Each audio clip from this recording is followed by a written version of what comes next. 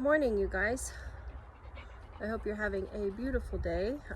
I'm sorry I have been out for a little while. I have been sick. I'm still sick, just getting over a cold. So if my voice is a little bit wonky, that's why. But I want to talk garlic today. I need to harvest my garlic, most of it, and I wanted to talk to you a little bit about hardneck, softneck garlic, when to harvest it, and what you can do with it. I have garlic in various different stages. I have garlic that is way past when I should have harvested it. I have garlic that is not quite yet ready. So I thought it was a really good time to go ahead and pull the garlic that needs to be pulled because it's overdue, and also show you the three different stages basically of garlic, and where, from my experience and research, when is the best time, what they look like to pull them. So I'm going to go ahead and turn you guys around, and we will take a look at some of these garlics that I have here. Okay, so this is, well, there's lots of flowers in here, but this garlic here is a little bit behind everything else. It's also a little smaller. It is in a more shady bed than the other ones, but this is not quite ready yet. You can see that all of the leaves are still, pretty nice and green. We have a little bit of changing starting down at the very bottom, and that means that we are getting close to time to harvest, but they're not quite ready yet. A lot of them are still pretty darn green. So we're gonna leave these for a little while. I did come out and harvest the scapes off the top of them, and we will talk about scapes here in just a minute. So walking over here, let's see, I think I have pretty good representation here. So these have gone too far, and you can see that they still have their scapes on them, which I'm going to prune off. But let's see if I can find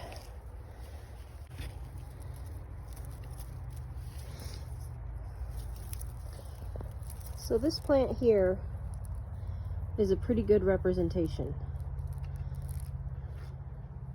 You see how this is dead?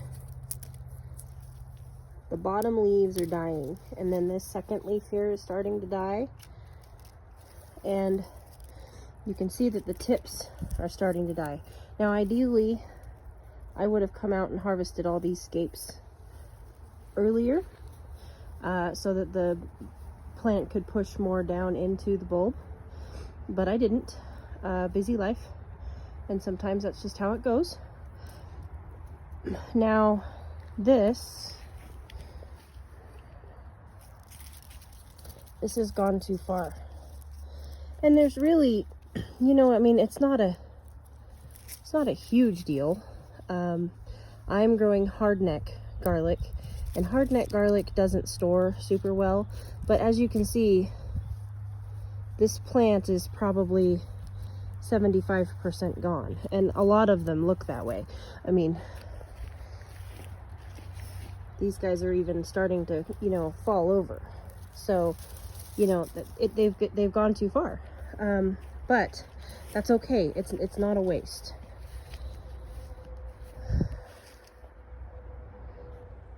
So let's talk a little bit about hardneck versus softneck. Now, hardneck, the reason why I grow hardneck garlic is because it is more frost hardy, and I plant my garlic in the fall and then harvest it the next summer. We had a ton of rain here in Central Oregon this spring. We had a really wet spring, which is really kind of odd for us, and my garlic grew quite a bit faster and died off quite a bit faster than it normally does. Normally I don't harvest until August or September, and then I go ahead and I plant garlic in October or November, and it goes through the winter. I mulch it really thickly, and it goes through the winter, and then it comes up in the spring. So I do hardneck because it is more frost hardy. Softneck is more frost tender, and a lot of the warmer climates grow softneck. Hardneck produces a scape. Softneck does not.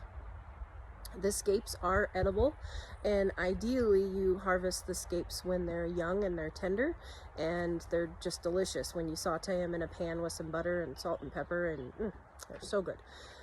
They taste just like garlic, a little bit milder taste, but they're delicious. Hardneck garlic does not store as well as softneck garlic. Softneck garlic is supposed to store for 9 to 12 months. Hardneck garlic starts getting wrinkly after about 4. First we have to get them harvested. So I'm going to try to set you up, and I'm going to harvest what I have left of the scapes, and then we're going to go ahead and harvest the garlic as well. And we'll see what we can do with it. So these are my scapes, and when you harvest your garlic scape, you just harvest it just right above the leaf. You can see where that's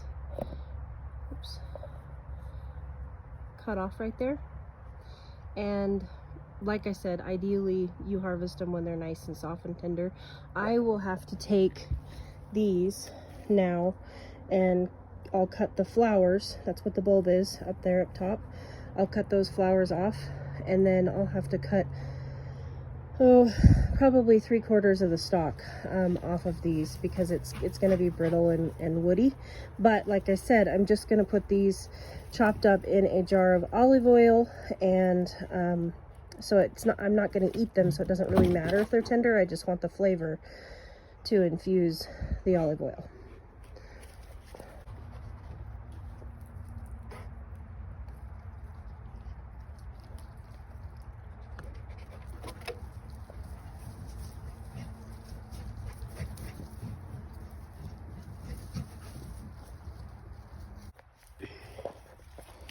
There we go.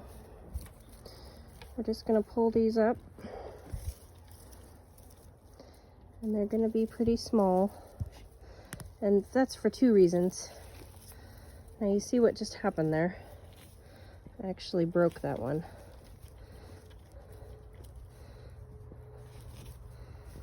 And that's okay. Sometimes they pull right up and other times they don't. So what I'll do is I'll just dig down and try and get the bulb, which is right there.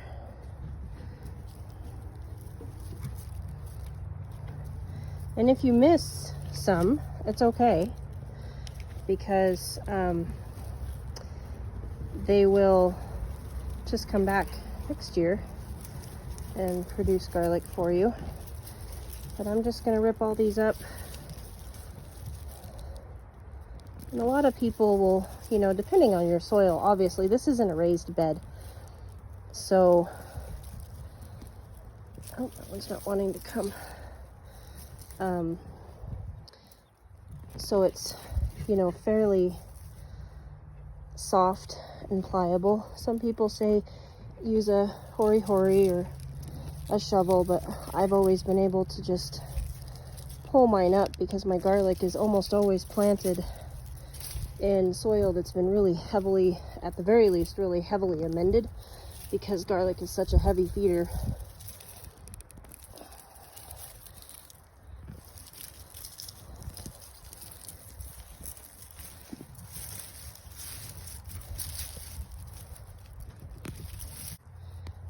See, these ones that are really dead, that's kind of why you don't really want to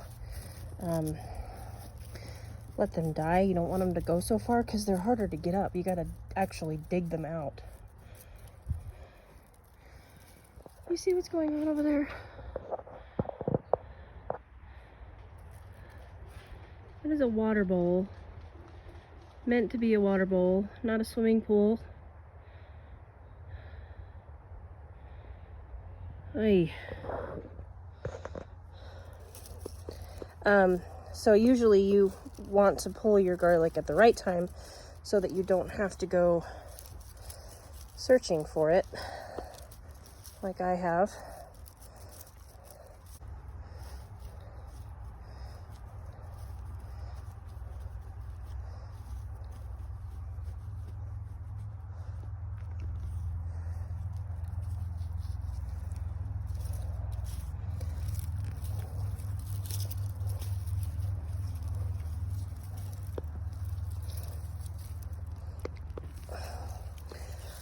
But that's the main reason. It's not because it, you know, really hurts your garlic. Especially when it's, you know, when it's hardneck, because hardneck doesn't store very well anyway. But for me, in my experience, it just makes it easier to pull up if you pull it at the right time.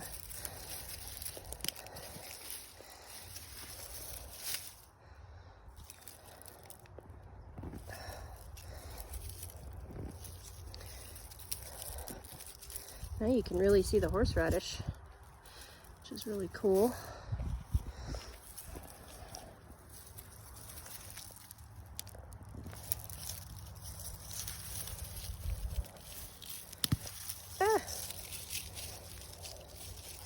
So softneck garlic gets quite large, where hardneck garlic is quite a bit smaller of a bulb, but you can kind of, oh no, you can kind of counteract that if you take full advantage of the scapes.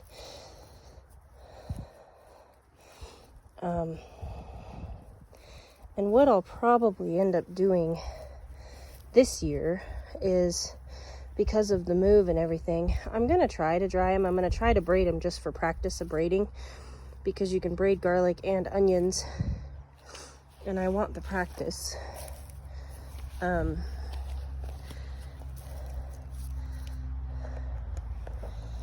But I'm probably going to infuse these, chop them up, you know, take the shell, the sheath off of them and chop them up and put them in olive oil as well so that they don't spoil.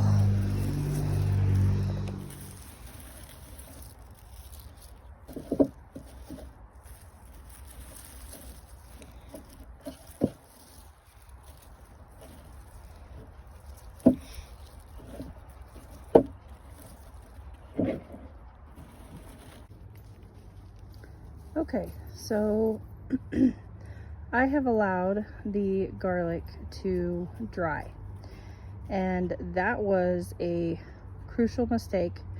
Maybe not crucial, but it doesn't braid very well when it's dry, and really I probably harvested it too late to braid it. So I'll show you here. This is my attempt at braiding. This is my first time, so and that will store, it will hang. But what we are going to do with the rest of this batch is I'm just going to go ahead and prune them off at the bulb and clean them up, and then I will just place them in a box and store them in a cool, dry place.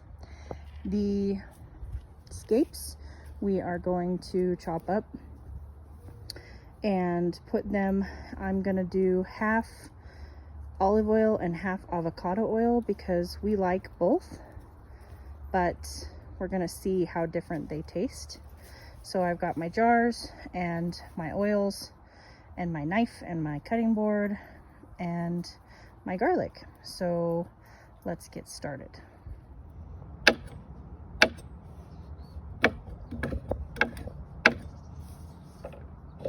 This does not have to be a you know, an even chop, or it's just a rough chop, just to get as many as we can in the jar as possible.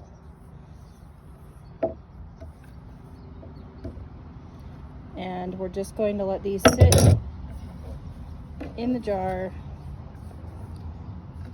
taking the flour part off, and then just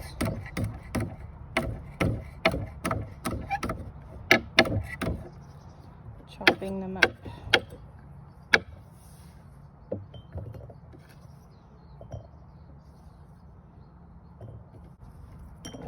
Now, I've never done this before. I do not know how well this is going to work, but I am not going to fresh eat all of these scapes, so the most that I will be out is the olive and avocado oil. If it doesn't work, then it'll still be usable. It just, maybe it won't be quite as pungent as if I were to use the garlic cloves. But I wanted to try this in case it does work. It gives me something to use a big bulk amount of scapes.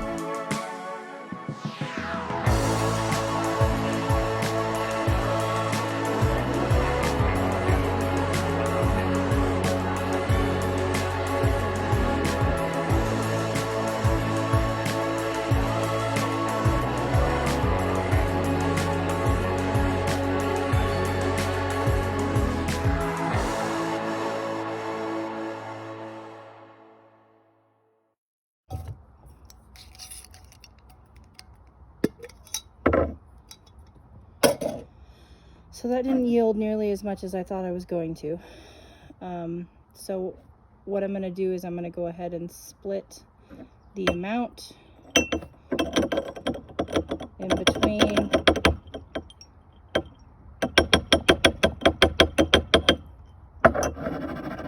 the two jars, and then I will fill one up with olive oil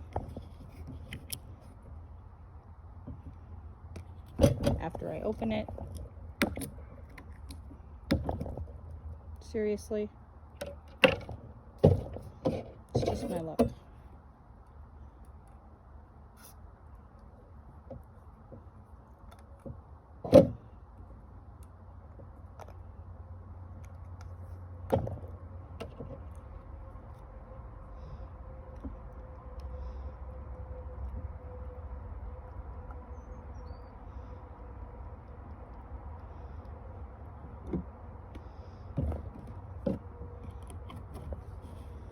And one with avocado oil.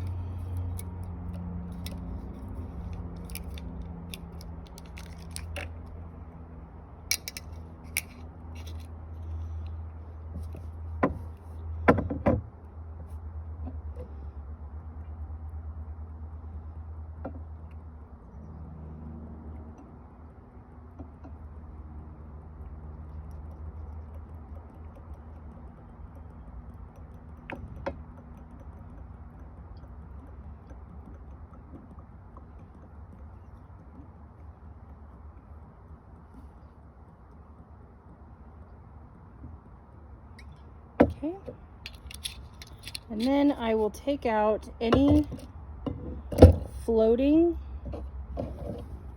whoa, drive-by by a hummingbird, any floating pieces, because you do not want any of your pieces to be touching the surface to where air can get to them. You want them to be completely under the olive oil. and the avocado oil so that it does not go bad. That's key. If air can touch any of it, then it will mold on the top, and we don't want that. So we'll just seal these jars up, and we will wait for at least a month to try the oil.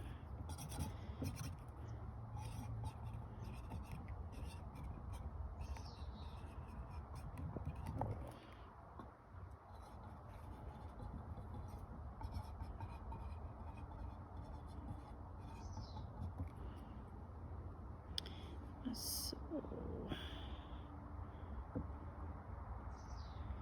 7:30, 22, 7:30, 22. So I just labeled this one garlic in olive oil 7:30, 22, and this one garlic in avocado oil 7:30, 22.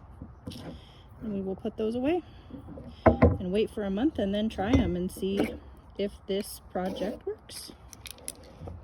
Okay, now on to getting this garlic cleaned up. And this is fairly easy. I'm just going to snip off the roots, snip off top,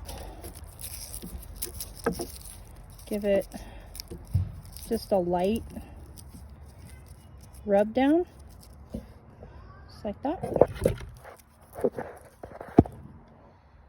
And then it will go in my box. And I will do all of these and get back to you.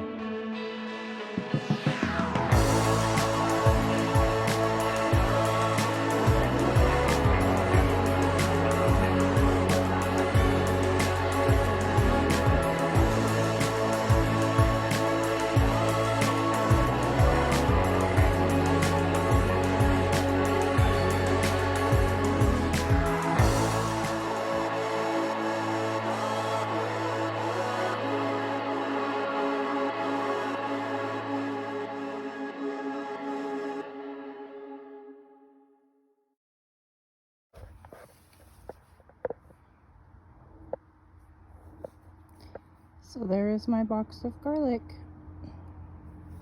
And again, you guys, if you want to braid your garlic, don't do what I did. Don't let it dry. Do it while it's still green. Hopefully we'll have an opportunity to try that on my next round of garlic. So thank you guys for hanging out with me while I picked garlic.